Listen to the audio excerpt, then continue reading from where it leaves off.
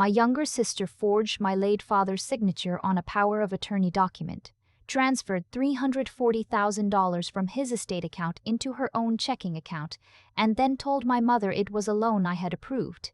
I didn't argue. I didn't cry. I called our estate attorney and let the paperwork do what my father always said. Paperwork does best. Tell the truth long after the people involved stop telling it themselves.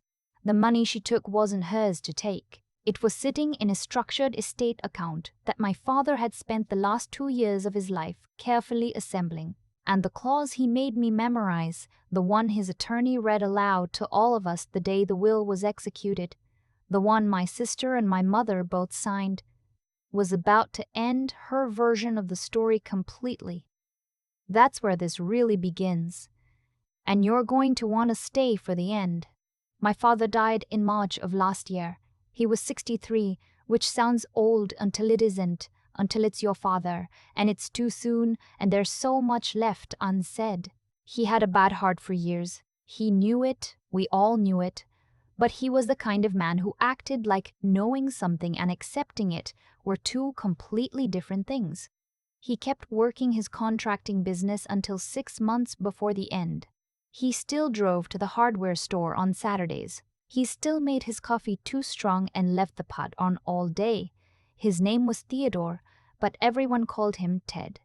I called him Dad, obviously.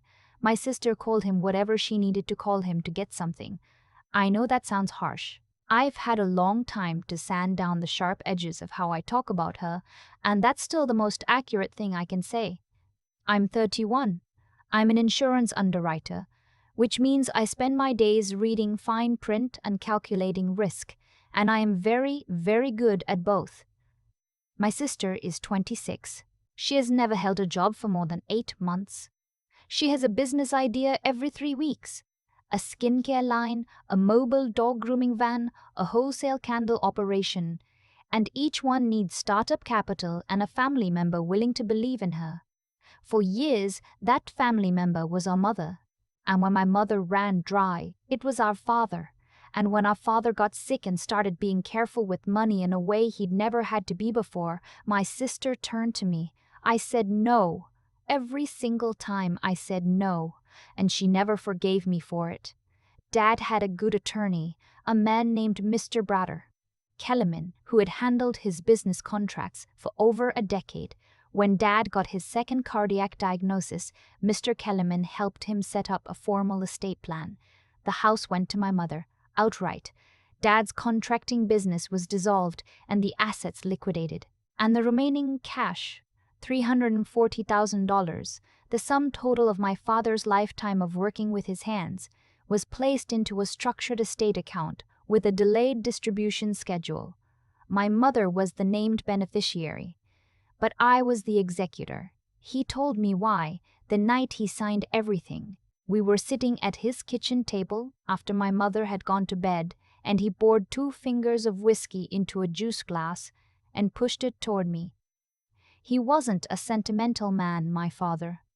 He didn't hug easily or say the soft things without being pushed. But that night, he looked at me across the table and said, "You're the only one who's going to do this right." I asked him what he meant. He said, "Your mother loves your sister more than she loves the truth. That's not an insult to either of them. It's just a fact. And I need someone at the wheel who loves facts more than feelings." I told him that felt like a lot of pressure. He said, "It's the right amount."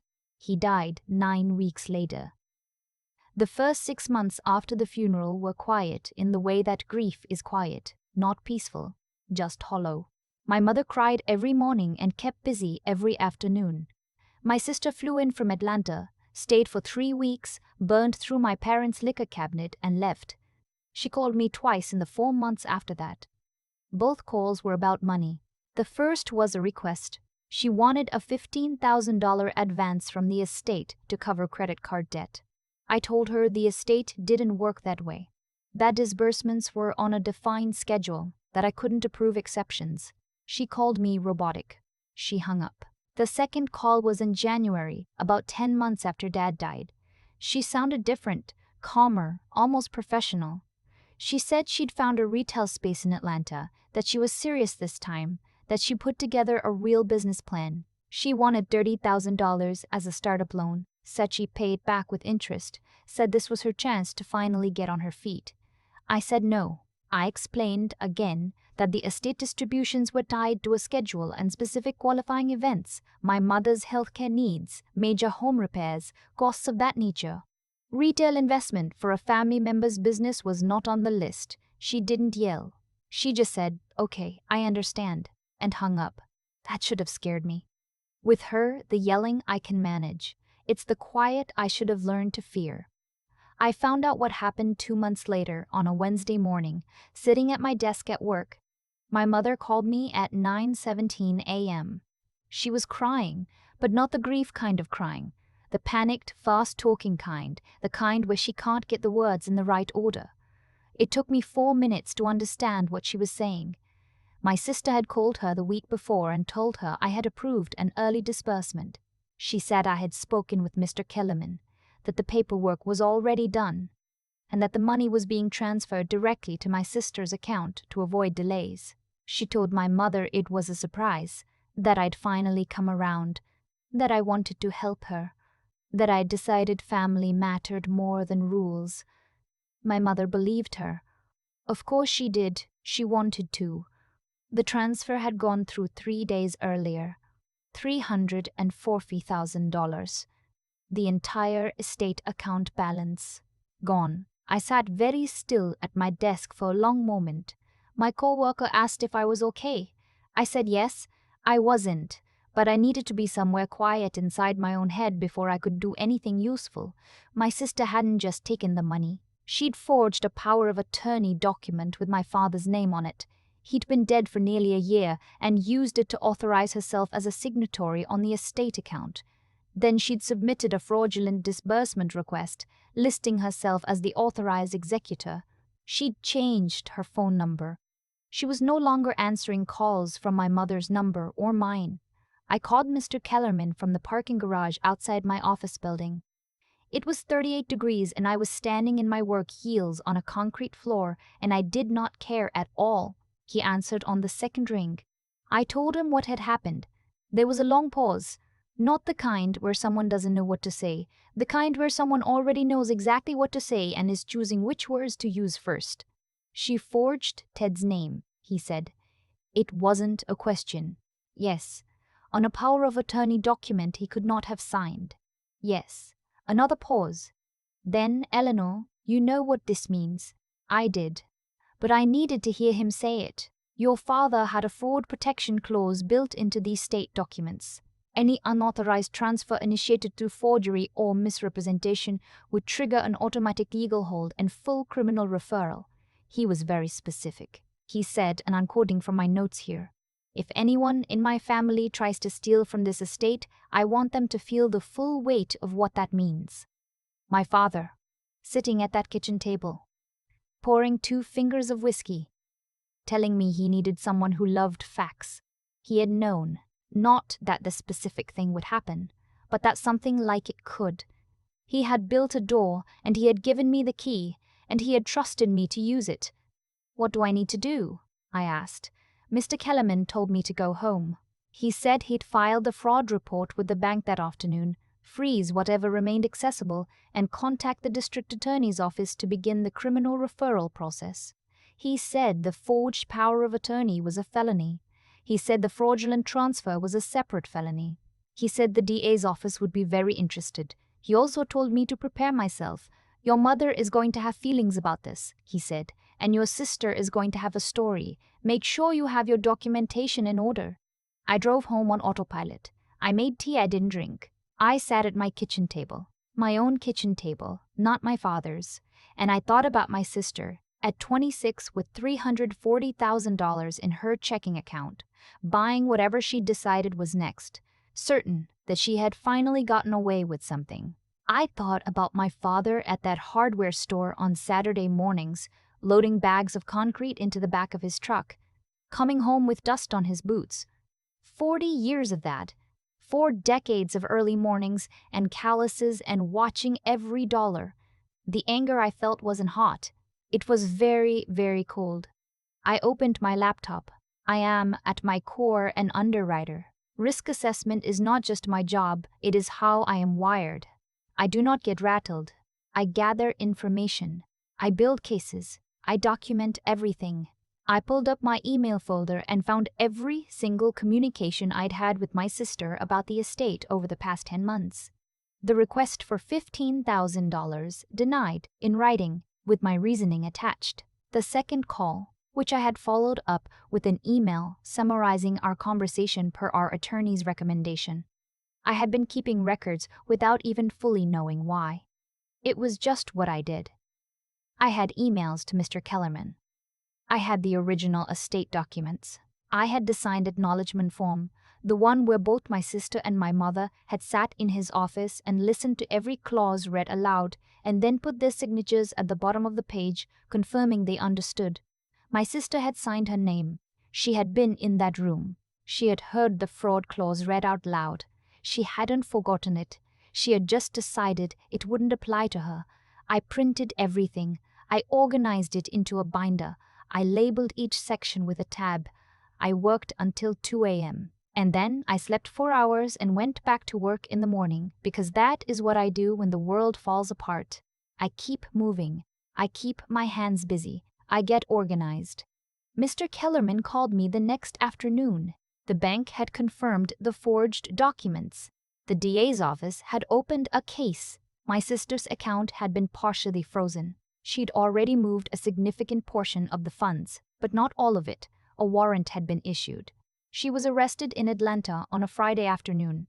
My mother called me 12 minutes after it happened. Her voice was a sound I have no good words for.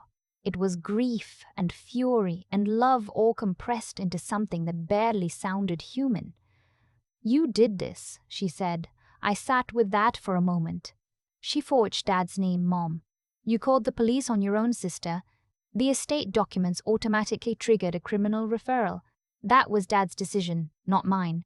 Don't hide behind your father. That one landed. I won't pretend it didn't. But I also didn't collapse under it the way I might have before. I'm not hiding behind him. I'm executing his wishes. That's the job he gave me. That's what I agreed to do when I signed those papers." She hung up. The days after that were a siege. My mother called, texted, left voicemails at odd hours, sometimes crying, sometimes furious, sometimes eerily calm, in a way that meant she'd been on the phone with my sister and had a new argument to bring me. My sister, from whatever holding situation she was in, managed to get messages through. They were the full range. First the denial, then the bargaining, then the rage, then the cheerful apology tour. One voicemail from my sister has stayed with me. She said, "You always wanted to be Dad's favorite. You always wanted to be the responsible one. Congratulations, Eleanor. You got everything you wanted and I have nothing. I hope you're happy." I listened to it 3 times. Then I saved it to the documentation folder. The thing about being called responsible your whole life is that it sounds like a compliment and it functions like a cage. I was the one who got good grades and held a steady job and paid her own rent and never asked for anything. My sister was the one who needed help and got it, from my parents, from their savings, from my own wallet more than once when I was younger and didn't know how to say no yet. The pattern was so old I had stopped seeing it. She needed and someone provided, and then she needed again. The amount grew every time. The justifications got more creative. And I was always the one standing to the side, watching, being reliable, being steady, being the rock. My father saw it too. That's why he built what he built. He wasn't punishing her. I've thought about that a lot in the months since. He could have cut her out of the estate entirely. He had every right to. He didn't. He set up a structure that would have given her access to real money at real moments of real need if she had just been patient, if she had just waited, if she had trusted the process instead of trying to break it. She couldn't do it. She had never once in her life waited for anything. The legal process moved slowly, the way legal processes do. My sister hired an attorney, With what money, I have no idea, and I chose not to wonder and entered a plea negotiation process that stretched over several months. The DA's office recovered approximately $180,000 of the transferred funds. The remaining $160,000 had been dispersed, a down payment on an Atlanta apartment, furniture, travel, and, in the most infuriating line item in the forensic accounting report, $22,000 at a luxury boutique hotel in Miami over a period of 6 days. She pleaded guilty to 2 counts of felony fraud and 1 count of forgery. She was sentenced to 18 months probation, mandatory restitution payments, and 200 hours of community service. She did not go to prison, and I have spent considerable time making peace with that. The recovered funds were returned to the estate and redistributed according to the original schedule. My mother did not speak to me for 4 months. When she finally called, a Sunday afternoon in September, when the leaves were just starting to turn, she didn't apologize right away. She talked around it for a while. She asked about my work. She asked about my apartment. She told me she had started seeing a grief counselor, which was the first genuinely good news I'd heard in a long time. Then she was quiet for a moment.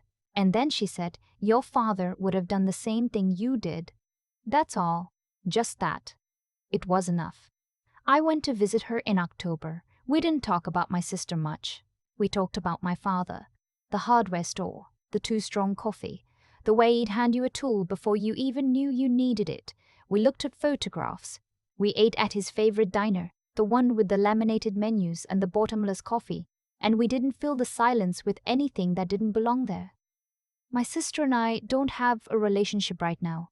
I don't know if we will. She reached out once, about 2 months after her sentencing, with an email that was 3 paragraphs long and contained the words, "I'm sorry," exactly once, in the second paragraph, sandwiched between 2 paragraphs about how hard her life has been. I read it. I thought about responding. I moved it to the folder. Maybe someday. Maybe not. I've stopped deciding in advance. What I know is this: I did my job. I did exactly what my father asked me to do, and I did it the way he would have wanted, quietly, methodically, without drama, with the paperwork in order. He spent 40 years building something. He spent the last 2 years of his life making sure it survived him. He trusted me to be the person who protected it. The estate, what remains of it after the legal recovery, is being distributed to my mother on the schedule he set out. It's paying for the new roof she needed. It's covering her health insurance gap. It's doing what he intended it to do, keeping her stable, keeping her secure, letting her breathe without panic. A few weeks ago, I was helping her sort through a box of his things from the garage. Old contracts, business cards, a coffee-stained ledger from the early years of his company. At the bottom of the box, folded in quarters and tucked inside a manila envelope with my name on it, was a single piece of paper. It was a handwritten note. Not long. My father was not a man of many words on paper or otherwise. It said, "Eleanor, you're going to be tested. Do your job. I trust you. Dad." No date. He must have put it there sometime in the last year, knowing I would eventually find it and that it would arrive at exactly the right moment. I stood in my mother's garage holding that piece of paper for a long time. My mother appeared in the doorway and saw my face and didn't ask. She just came and stood beside me, and we were quiet together. And that was the right thing. My father wasn't a perfect man. He was complicated and sometimes stubborn. And he loved my sister in ways that cost him over and over again. But he saw clearly, in the end. He saw all of it, what my sister was capable of, what my mother would and wouldn't be able to do, what I was made of. And he planned accordingly. He didn't write that forfeiture clause to punish anyone. He wrote it to tell the truth. He wrote it so that long after he was gone, after the funeral and the grief and the family politics and the forgeries and the courtrooms, the truth would still be standing. I folded the note back into quarters and put it in my wallet. I still carry it there. Some days I forget it's there, and some days I reach in for something else and feel the edge of it, and I stop for a second. I did my job, Dad.